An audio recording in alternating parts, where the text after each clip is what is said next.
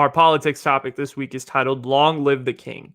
And honestly, for the politics topic this week, I was thinking about talking about the or the news and politics topic. I was thinking about talking about the Florida condo collapse and what happened and why it's such an over sensationalized headline.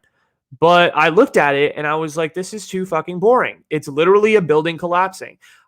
I know that sounds super insensitive, and I'm going to say this right now. I deeply sympathize with the people that lost loved ones in this condo collapse. But in terms of a headline and in terms of looking into it, it's a lot about structural damage and architecture, and it's not really something that I can have fun with and really, be able to dig my teeth into. But last night, there was a huge political assassination that took place, not in this country, but maybe about 1,700 miles away from Miami, Florida. And that was in Port-au-Prince, Haiti.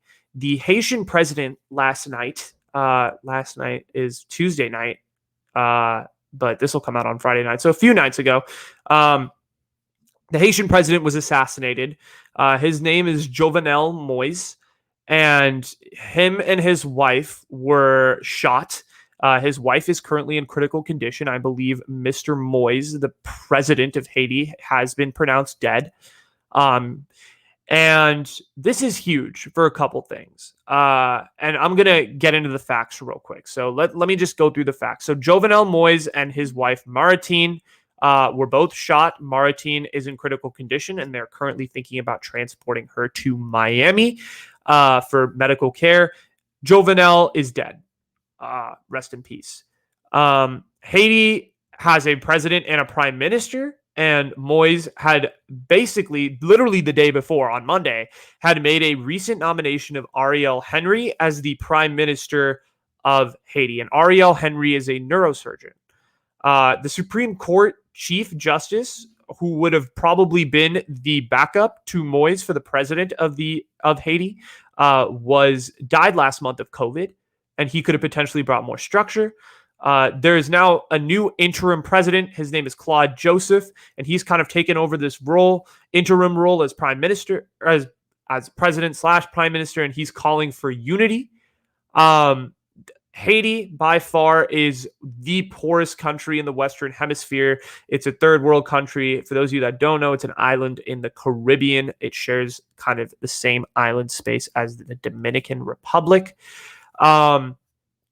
And the assassination was disguised as a DEA routine check-in by, basically what the people who assassinated Moise said to him to get into the residence were that they were U.S. drug enforcement officers, and they basically used that as their cover-up. But in terms of Moise, he wasn't exactly the most wasn't exactly the most well-liked person within Haiti. There had been a lot of calls from the nation, from Haitian people, for the president to resign. And so there is a clear motive as to he was disliked, and he did have a long list of enemies. And before he became prime minister, he was a successful banana exporter that turned into a political figure. So those are the quick facts. Here's my take. I'm going to make this real quick. This is a third world country that lost a leader. And it's sad every time that a third world country does lose a leader, because as history shows, if you do not have a strong elected government in office, it leads to a lot of rioting, and it leads to a spike in violence and in just overall unhappiness amongst the people. And unfortunately, I think we're going to see more of this in Haiti. I feel like since 2010, when the earthquake hit, or was it 2011 when the big earthquake hit Haiti that really destroyed their nation's infrastructure? And if you look at the capital city of Port-au-Prince, it's not been the same.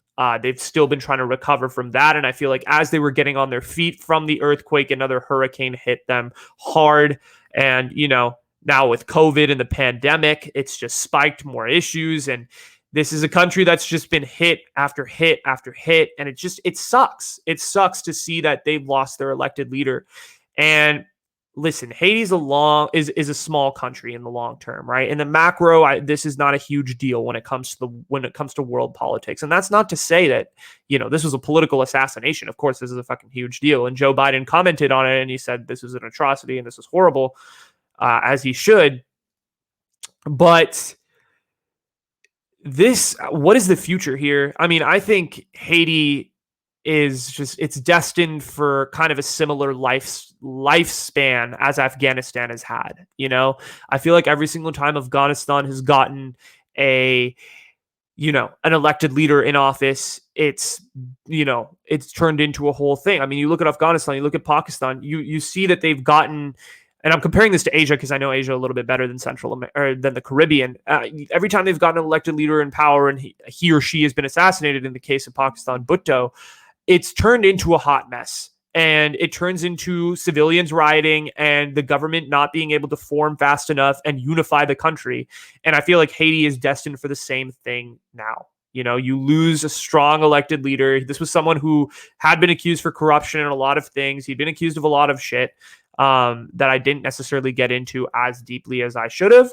But he, at the end of the day, was a leader that was keeping the country together. And the Haitian police apparently has been absolutely horrifically dealing with the increased violence and the increased crime rates in Port-au-Prince and amongst the whole country itself. It's just been an overall disaster zone. And especially getting hit with 2 natural disasters and a pandemic in the last decade, this country is struggling to get back on its feet. And to lose an elected leader, to lose someone who could potentially unify the country and take you from just the bottom of the barrel to at least like stability. I mean, to have some sort of stability within the country, there's none of that. And so I think this is just a really just a sad time for the Haitian people. This is a sad time for the Haitian government potentially, because we don't know what's going to happen there. And it's just an unstable time to be a Haitian. And that's sad. And it's really sad to hear that because of all of the stuff that's going on. And particularly when a third world country loses a leader like that, it's not going to end well, is what I mean to say. And I think that's my take on this whole situation. And lastly, I just want to mention that Jovenel Moise, regardless of the bullshit that he may have done, and I'm sure a lot more people who are more well-versed within Haitian politics are probably going to shit on me for this take. But he is a human being. Him and his wife are both humans. One of them is dead. The other one is in critical condition. And I think that regardless of who they are, as long as he's not Adolf Hitler, which I don't think he is, he should be, it's a loss of a human life. And that's that's nothing to, that's something to be sad about for sure. And that's all I have to say. Just be aware. I mean, this is something that I thought I should make aware of the Haitian presidential assassination. This is a huge deal within international politics, and not necessarily something that's going to be talked about in America a whole lot. So maybe a potential storyline to keep in mind. I'm going to keep following this as it goes on. It's definitely a really interesting thing because I think assassinations, when they do happen, have impacts on the region that they happen in. And this is in the Western Hemisphere where we live. So it's going to be interesting. And we just crossed 40.